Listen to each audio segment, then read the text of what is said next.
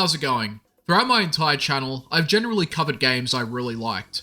I avoided games that I hated and didn't have a fun time with because for one, I already wasted enough of my time playing them and I didn't want to bash for the sake of bashing it when I could just be making a video that was more enjoyable on a game that I liked so much more. However, I've been crossing that border slightly, where I've compromised on games that I've enjoyed to some extent but ultimately found myself wanting to just move on to the next thing. Moving on is a natural cycle of gaming, but the reasons could be different depending on the game.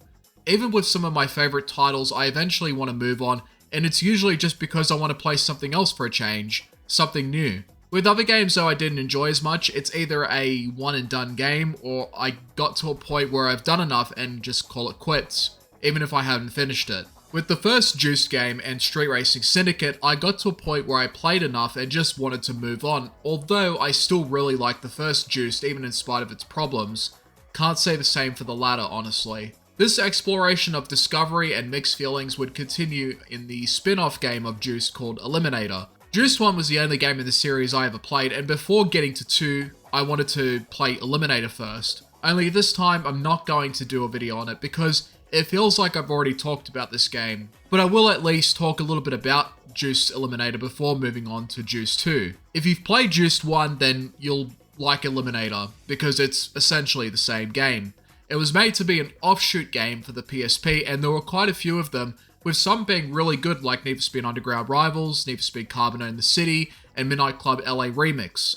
But Eliminator was an okay game. The frame rate was just disgusting, and I managed to fix it, thankfully, with a 60 FPS patch, and was able to actually enjoy it. Back in the day, it was fine for these kind of frame rates to occur, but nowadays it's just unacceptable, and whenever I get low FPS like this, it just completely ruins the experience for me, and I just don't want to play it anymore. The rivals in this game are different, and there is also a new career mode where you can do challenges to meet in order to complete that career mode.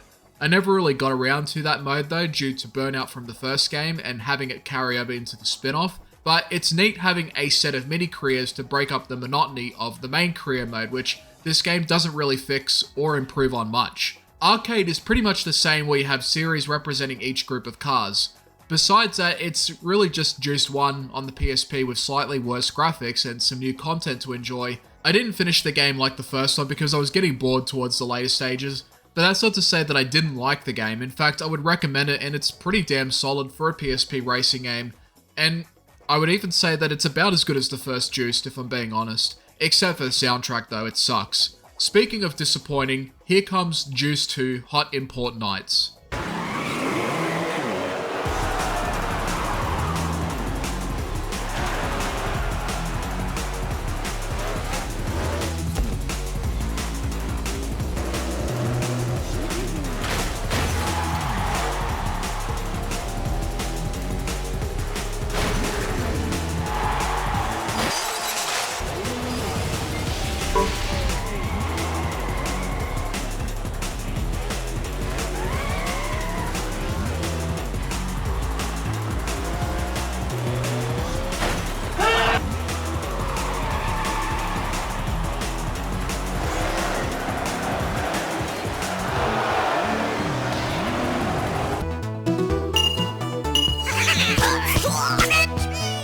Oh god, I remember looking forward to this when I was a kid.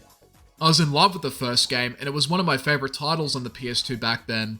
But unfortunately, I never got the opportunity to play Juiced 2 because I never got my hands on a 7th gen console, and the one that we did have in the family was used up all the time by my brother playing Halo 3 and Modern Warfare 2. I knew that the game was released on the PS2 and the PSP, but I refused to play a shittier version of a game that was meant for the 7th gen platforms. Graphics for me mattered a lot at the time because there were night and day differences between each year when games were being developed. Nowadays though, it doesn't matter as much because we've already gotten real close to real life, but not in 2006 and 7, where the 7th gen was only just getting started. I didn't get my own 360 till much later on, and by then I already moved on to other genres and forgot about Juiced 2, at least until recently in my return to the racing realm. I decided to go for the PC version since I wanted the best looking version with the highest frame rate possible, but I was just lucky that I didn't have too many problems running this game because, like the first Juiced, it's basically abandonware and hasn't been updated for a very long time since the company behind it no longer exists. I have no nostalgic feelings for this game at all unless you count the anticipation I had for it as a kid, but playing it for the first time as an adult, I'm honestly disappointed in this game, and while I still had a good time with it, it only made me appreciate the first Juice game even more and what it brought to the table. 2007 was another exciting year as well as 2004. Some massive hitters came along and took the world by storm. One of the biggest launches in gaming history and a turning point for the COD franchise that would gear it into the powerhouse it is today. But in the racing genre, there were also shifts and turns for better or worse. 2007 was also the same year that Need for Speed Pro Street came out. It was a game that I wasn't really into as a kid since I wanted more of the illegal street racing stuff like an Underground and Most Wanted and Carbon, and Pro Street just wasn't it. But I will admit that when I did revisit Need for Speed Pro Street as an adult, I found it to be a really good game, even though it is different and not quite what I wanted at the time. Juiced 2 Hot Import Nights goes for a completely different setting in contrast to the first Juiced. Before, you had the underground illegal street races with rival gang leaders in their own turf, and you would get respect from them to unlock more activities. But in Juice 2, it's been turned into a game show of sorts. Juice 2 is the kind of thing that you would see on TV, full of promotional advertisements, media games, lots of showmanship, the street racing syndicate treatment, and large crowds that are watching those races unfold.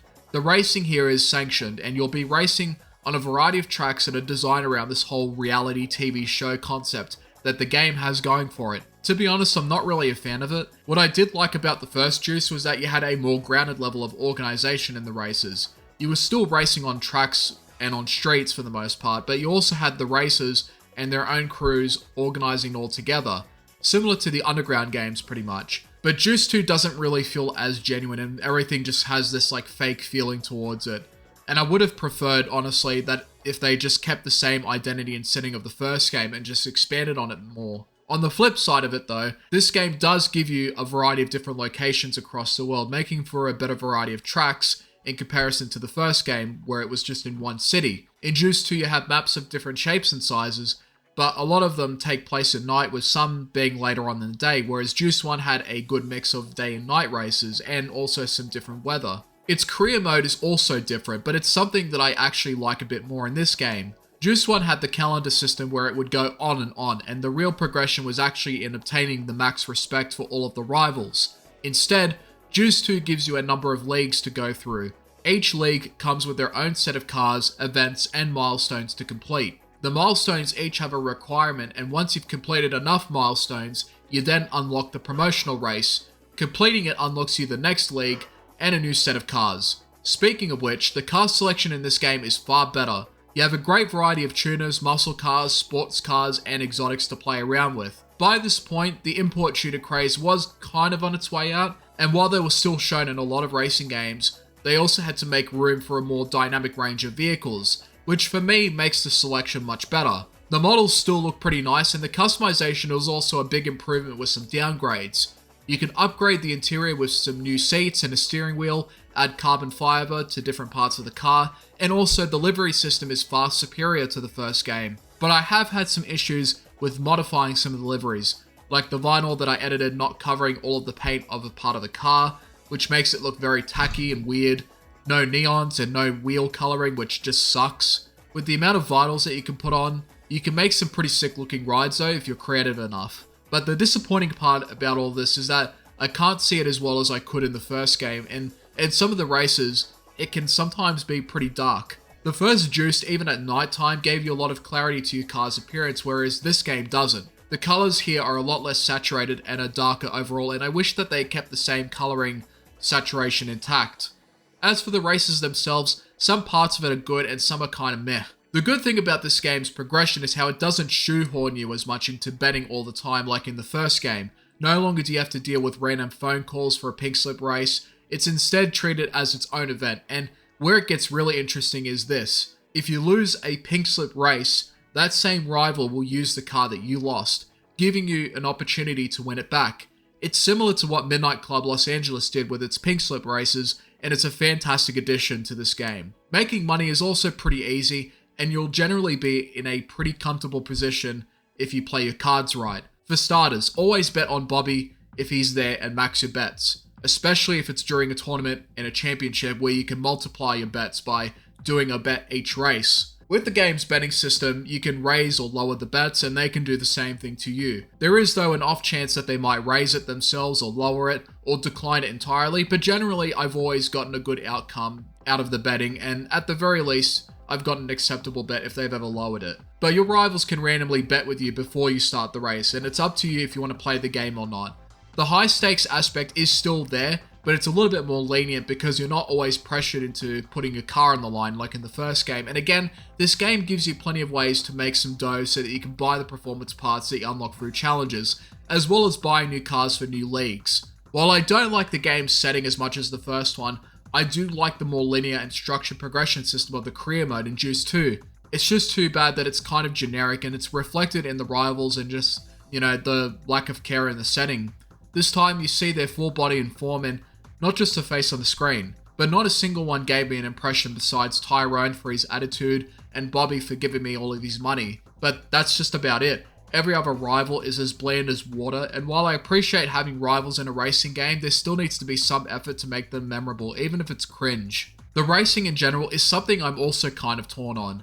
It's much easier to handle the cars in this game than it was before, opting for more of an arcade model than the more somewhat realistic feel of the first game.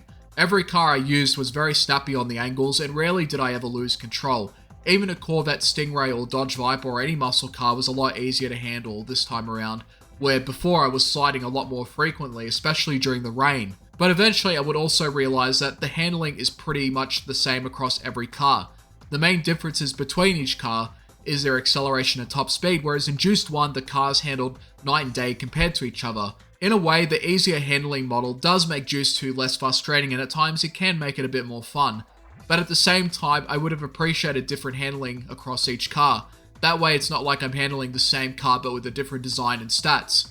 In saying that though, there are times where the racing, well, like I said, can be fun, and it's wrapped around two different race modes with variations each, drift and circuit. Drifting is a lot of fun and is actually quite easy once you realize that staying in the middle often helps for pulling long chains. You can drift for a very long time once you get good enough, and it is something that you're gonna want to get a handle of soon. You have different drift modes like Drift King, which is whoever has the most points wins, Drift Endurance, which is reaching a target number without banking or crashing into a wall, Challenge for a target number before the finish line, and Obliterator, which is like the former but you have to finish with the target number and be in first place. Circuit has Eliminator, where the last opponent gets knocked out each lap, Last Man Standing, which is circuit, but if you hit a wall, you're out. Then you have regular circuit with other versions like Endurance and Extreme Nitrous, where the nitrous fills up automatically, making for very fast races. Also, the crew racing comes back in this game, but it's a bit different. This time you can just hire a driver straight up from the menu. I had more success this time with the races, and they also have different modes. But here's a tip to make them much easier. Get Driver X and Rachel Williams. Give them copies of the same car you're driving or something better. Block everyone else at the beginning of the race and make sure that they're in first and second, or first if it's a two-man crew race, and set them to push while you're at it. Now you have easy crew race wins and you don't have to think about it again. Personally, I don't really care about the crew races that much, even in the first game, but if your goal is to get 100% for each league, then you're going to have to do the crew races anyways. Speaking of the NOS, you have to power slide in order to accumulate it, and it'll be something that you'll rely on all the time because their AI abuses it and will be the reason why they catch up so quickly. Making a habit of power sliding every turn without losing too much speed and shooting NOS will generally keep you ahead in the races. But even then, there could still be some pressure, especially in the pink slip races or when you have a high bet on the line. While both modes are fun and variations are a neat touch to keep it fresh, it's a shame that the other modes didn't come into the fold.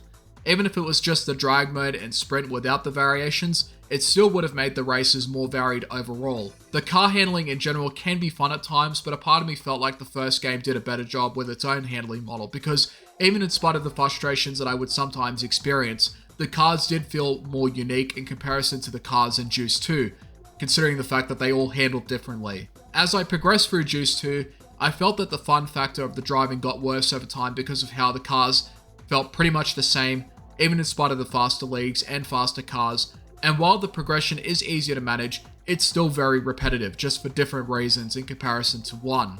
Juice 2 Hot Import Nights at the end of the day is a decent game. Hell, I might even say it's pretty good, but it's also a disappointment and not what I hoped for. It has some good customization that is in some ways better than the first. The car roster is far bigger and the variety of modes in the drift and circuit races is great. Pink slip and betting is great, and you can even do multiple bets during tournaments and championships, quadrupling your earnings on top of the win. But the handling is very samey across each car and isn't as interesting. The progression is simpler, but it's still repetitive, and I'm not engaged with the characters or the game's polarizing setting. I feel like that it's a decent game that doesn't give me the impression that it was something memorable, because there's a sense of blandness in the experience where I'm enjoying it enough, but I'm not amazed. I am glad though to have finally played it after all these years, and I can now say that I've played all of the Juice games, even the spin-off. But out of the bunch, I still like the first game the most personally. As for the music, it's kind of there, and there were tracks that I did recognize, but they were the same tracks that I've heard in much better racing games. The tragedy behind Juice 2 is that it just didn't do that well financially, and the company behind it no longer exists. This is all that we're left with. A franchise that never really established a definitive identity that would carry across to its sequel. For all of the women and cars that this game throws at you, it just wasn't enough to warrant a Juice 3, and as far as I know, no one else has gained an interest to resurrect the series, which is a shame because I do think it deserves another chance. Juice 2 is absolutely worth playing for what it is. It is definitely worth a try, and there is definitely some fun to be had. It just wasn't at all what I hoped it would be when I dreamt of playing it as a kid. Thanks for watching.